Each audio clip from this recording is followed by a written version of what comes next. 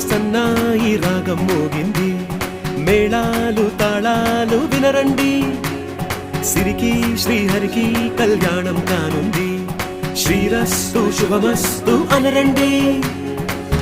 అచ్చతలు గంటో పెళ్లికి అర్థం చెప్పారంటూ, మెచ్చదగు ముచ్చట ఇది అని సాక్ష్యం చెబుతామంటూ, జనులంతా జై కొట్టేలా జరిపిస్తామండి. అందాల కుందన